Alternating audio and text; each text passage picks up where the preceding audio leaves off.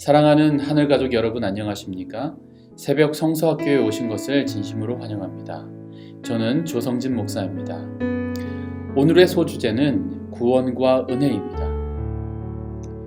오늘의 이야기는 여러분도 잘 아는 한 이야기로 시작해 보려고 합니다. 한 심리학자가 스트레스 해결법에 관한 강연을 하러 강의실에 들어왔습니다. 심리학자가 한 손에 물이 들어있는 물컵을 들자 강의실에 있는 학생들은 컵에 물이 반밖에 없네? 또는 반이나 차 있네? 라는 질문을 하겠지 라고 생각을 했습니다. 그러나 심리학자는 학생들의 예상과는 달리 웃는 얼굴로 이 컵의 무게는 얼마나 될까요? 라고 물었습니다. 학생들의 답은 250에서 500g 사이로 나타났습니다. 심리학자는 이렇게 답합니다. 물의 실제 무게는 중요하지 않습니다. 문제는 이 물컵을 얼마나 오랫동안 들고 있느냐입니다.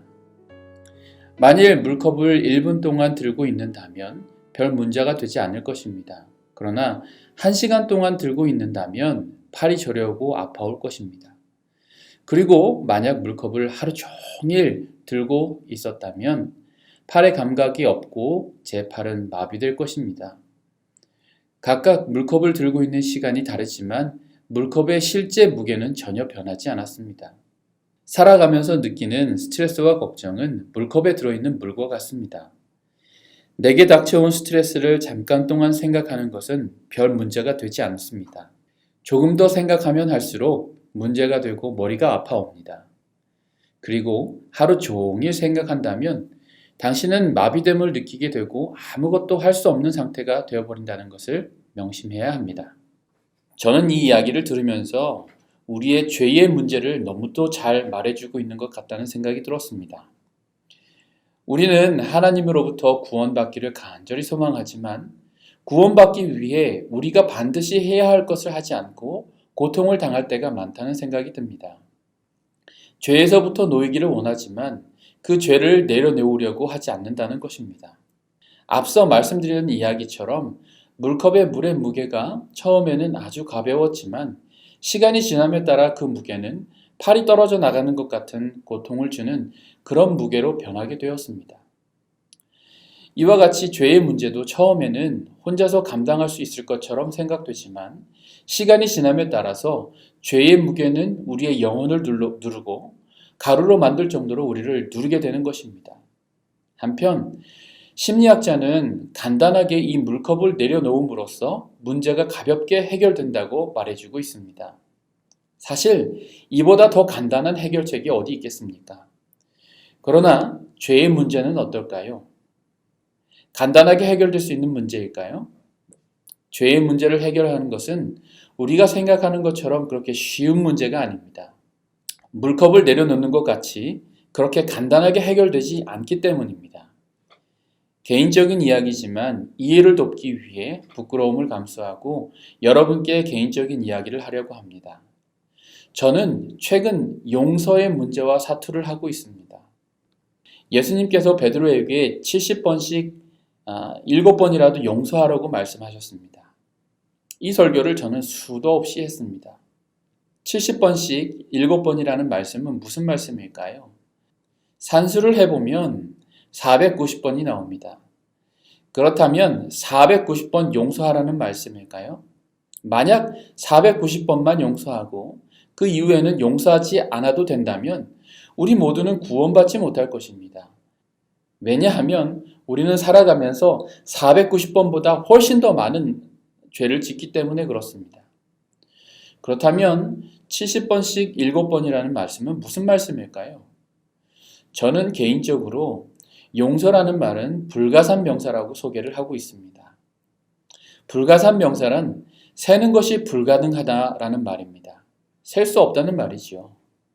만약 용서를 해주었는데 또다시 용서해야 할 일이 생기면 우리는 이전의 것을 끄집어내서 비난합니다. 지난번에 용서해주고 이번에도 용서해줬으니 2번 용서를 해준 것이라고 합니다. 그러나 진짜 용서했다면 그것은 사라지고 없어지는 것입니다. 이것이 진정한 용서의 의미인 것입니다. 미가서 7장 19절의 말씀에는 다시 우리를 긍휼히 여기셔서 우리의 죄악을 발로 밟으시고 우리의 모든 죄를 깊은 바다에 던지시리이다 라고 말씀하십니다. 히브리서 8장 12절의 말씀에는 내가 저희 불의를 긍휼히 여기고 저희 죄를 다시 기억하지 아니하리라 하셨느니라 이렇게 말씀하십니다. 하나님의 용서는 몇 번을 세시는 그런 용서가 아닙니다. 하나님의 용서는 다시 기억하지 않는 그런 용서입니다. 그러니 예수님께서 베드로에게 말씀하셨던 용서가 어떤 용서인지 우리는 미루어 짐작하게 되는 것입니다. 저는 하나님의 용서에 대해서 많은 설교를 했습니다. 그러나 이렇게 뒤돌아보면 용서에 대해서 저는 입으로만 잘 떠들었던 것 같습니다.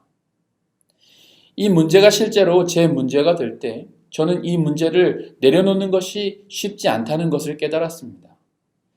10여 년 전에 저희 부모님께서는 이혼을 하셨습니다.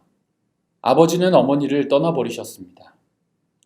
당시 저희 집은 경제적으로 상당히 어려운 상황이었습니다. 그런데 아버지께서는 그런 모든 상황을 뒤로하고 그저 떠나버렸습니다. 저는 그런 아버지가 너무 싫었습니다.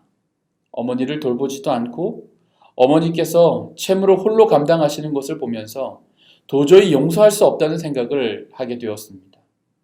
너무도 큰 배신감에 아버지를 용서할 수가 없었습니다.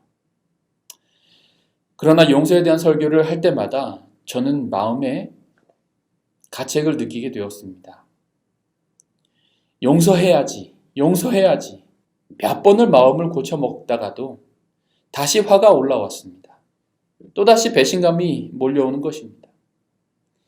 이 미움과 용서할 수 없는 마음을 해결해 달라고 하나님께 수도 없이 기도했고 눈물을 흘리고 탄원했습니다. 그런데 이 문제를 해결하는 것이 너무도 어려운 것임을 깨닫게 됩니다. 그냥 물컵을 내려놓는 것과는 차원이 다른 이야기입니다. 다른 사람들에게 조언할 때 우리는 쉽게 이야기하지만 그것이 정작 본인의 이야기가 될 때 우리는 쉽게 죄의 문제를 해결할 수 없다는 것을 발견하게 되지요. 왜 이런 문제가 발생하게 될까요? 첫 번째, 이런 일이 일어나는 가장 큰 이유는 우리가 성령님의 사역을 방해하고 있다는 것입니다. 우리는 죄의 문제를 해결하기 위해 우리 스스로가 무엇을 해보려고 노력을 한다는 것입니다. 그러나 정로의 계단 6장은 이렇게 말합니다. 그대에게 필요한 것은 평화, 곧 하늘의 용서와 평화와 사랑이다. 돈으로 그 평화를 살 수 없다. 학문이 그것을 줄 수 없다. 사람의 마음이 그것을 발견할 수 없다. 지혜가 그것을 공급해 줄 수 없다. 그대가 하는 일을 통하여 이 평화를 얻고자 결코 희망할 수 없다. 또한 계속되는 이야기에는 그대들의 양심이 성신으로 말미암아 각성될 때 그대들이 죄의 악함과 죄의 세력과 범죄와 죄의 쓰라림이 무엇임을 얼마만큼 깨닫게 될 때에는 죄를 매우 미워하게 될 것이다. 그대들은 죄가 그대들을 하나님에게서 떠나게 한 것과 그대들이 죄의 세력에 얽매인 것을 깨달을 것이다. 그대들이 그 세력에서 벗어나려고 애쓰면 애쓸수록 그대의 무력함을 깨닫게 될 것이다. 그대들의 동기는 불순하고 그대들의 마음은 깨끗하지 못하다. 그대들은 그대들의 생애와 사욕과 죄로 차 있었다는 것을 깨닫게 될 것이다. 그대들은 사유함을 받아 깨끗하여지고 죄에서 해방되기를 갈망할 것이다. 우리는 죄의 문제를 해결하고 하나님의 구원의 기쁨을 느끼기 위해서 우리 스스로가 무엇을 해보려고 노력을 합니다. 저는 용서의 문제를 두고 제 스스로 해결하기 위해 애를 썼습니다. 제 모든 이성을 총동원해서 이해해보려고 노력을 해봤습니다. 그러나 그러면 그럴수록 마음의 또 다른 한편에서는 절대 불가라는 음성이 계속해서 들려오는 것입니다. 마음속에서 이 둘의 음성이 서로 싸우고 있는 것입니다. 스스로 이 문제를 해결하기 위해 가지고 있는 모든 이성적인 생각을 동원해봐도 오히려 혼란만 가중되는 것입니다. 하나님의 말씀은 육으로 난 것은 육이라고 말씀하십니다. 그러므로 스스로 아무리 노력할지라도 구원을 얻을 수 있는 길은 어디에도 없다는 것입니다.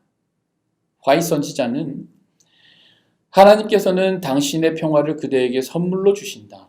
돈 없는 자도 오라. 만일 그대가 손을 뻗어 취하기만 하면 그것은 그대의 것이 된다 라고 말했습니다. 가만히 생각해 보면 물컵 내려놓기에서 언급한 것처럼 너무도 쉽게 이 문제를 해결하라고 권면하는 듯합니다. 만일 그대가 손을 뻗어 취하기만 하면, 모두가 그러고 싶지만, 하나님께서 주시는 평화를 받고 싶지만, 죄에서 놓여 자유롭고 싶지만, 정말 이 문제가 쉽지 않다는 것을 확인하게 됩니다.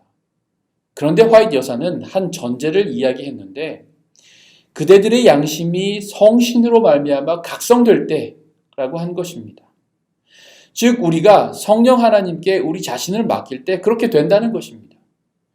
이는 애써서 되는 것이 아니라 하나님께서 우리의 마음을 변화시켜야만 가능한 일임을 분명하게 하고 있는 것입니다.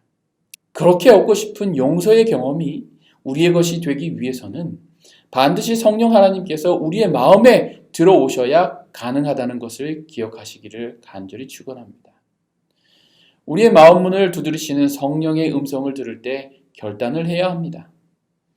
문을 여는 것은 그리 쉬운 일이 아닙니다. 그러나 일단 성령님께 우리의 마음의 문을 열고 그분이 일하실 수 있도록 한다면 그분께서 우리의 마음을 변화시킬 것입니다. 저와 여러분 모두가 오늘 하나님의 은혜로 말미암아 우리에게 허락하신 성령님을 모시게 되기를 간절히 축원합니다. 두 번째, 한 번 구원받은 경험으로 끝나서는 안 된다는 것입니다. 우리는 때때로 하나님께서 주시는 깊은 신앙의 경험을 합니다. 그러나 이것으로 그치게 되면 우리의 죄의 본성은 또다시 살아나 우리를 괴롭게 할 것입니다. 그러므로 한 번의 구원의 경험으로, 한 번의 은혜의 경험으로 그치지 않고 우리가 계속해서 하나님의 구원의 은혜 가운데 우리 자신을 두어야 한다는 것입니다.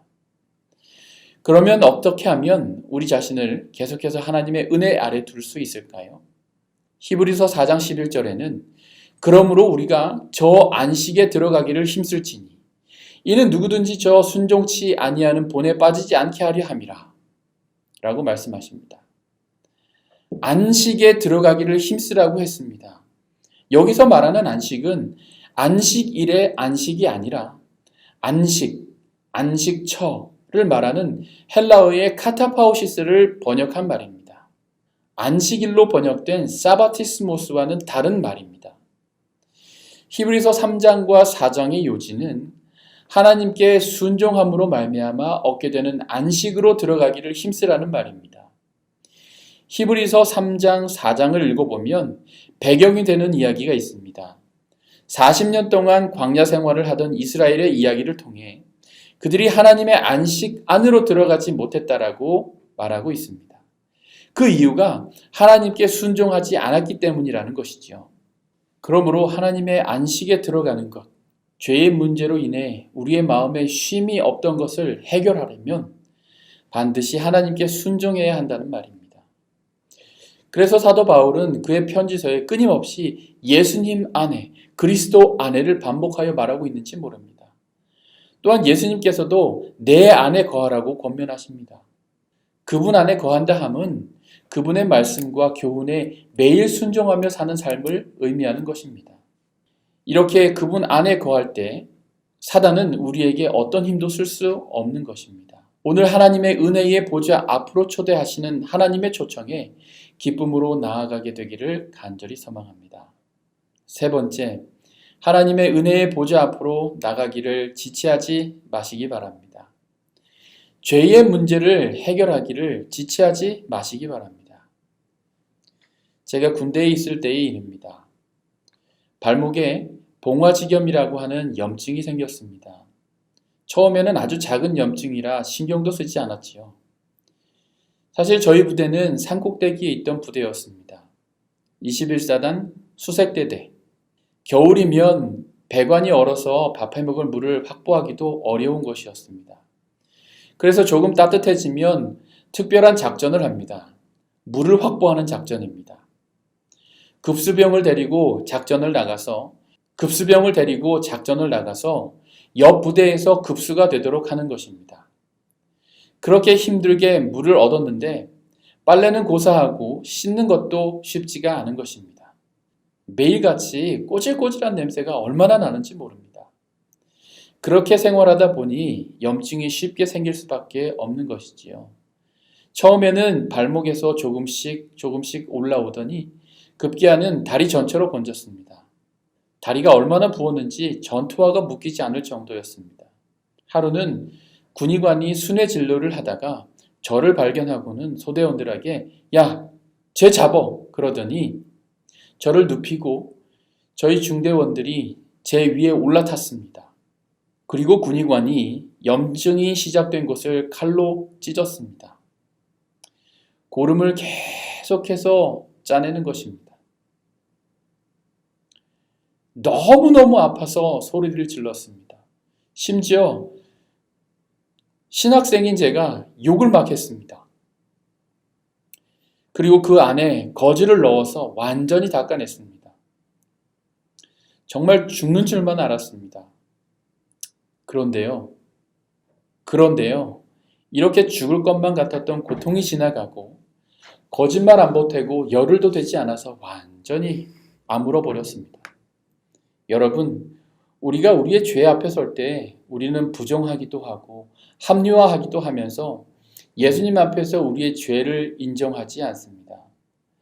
그러나 여러분, 꼭 기억해야 할 것은 염증이 있으면 바보같이 시간 보내지 않고 바로 의사에게 찾아가야 고생을 덜합니다. 마찬가지로 죄의 짐이 우리를 누르고 있다면 이 모든 것을 해결할 수 있는 유일한 분이신 예수님에게 찾아가시기를 바랍니다. 우리의 죄책감이 어떻든 간에, 우리의 염치가 어떻든지 간에 우리는 할 수 있는 대로 빨리 예수님 앞에 가야 합니다. 그곳이 유일하게 죄가 해결되는 곳이기 때문에 그렇습니다. 죄는 결국 우리를 짓눌러 뭉개버릴 것입니다. 그러니 죄를 지적하는 성령님의 음성이 들리시거든 지체치 마시고 예수님 앞에 오시기를 간절히 축원합니다. 오직 그 자리만이 죄가 해결되는 곳이기 때문에 그렇습니다. 사랑하는 성도 여러분, 우리가 죄에서부터 구원을 받을 때 가장 첫 단추인 성령님께서 우리의 마음의 문을 여는 것조차도 우리 스스로 할 수 없음을 깨닫게 됩니다. 혈루병에 걸렸던 한 여인이 그의 마지막 힘을 다하여 예수님의 옷자락이라도 만지기 위해 팔을 뻗었을 때 겨우 예수님의 옷자락을 만지는 데 성공했습니다. 그런데 이 행동의 결과는 놀라웠습니다. 자신을 그렇게도 괴롭혔던 모든 것이 한순간에 해결되는 것입니다. 시대의 소망은 예수님께서 의도적으로 그녀의 주변에 머무셨던 것을 보게 됩니다. 그녀의 고통과 아픔을 아시는 예수님께서 그녀가 닿을 수 있는 곳에서 손을 뻗기를 기다리시는 것이죠. 이 모든 것이 하나님의 은혜입니다. 우리의 구원이 하나님의 다함없는 은혜로 된 것임을 기억하시고 오늘 하루도 그 은혜 안에 거하시는 우리가 되기를 간절히 소망하며 말씀을 줄이겠습니다.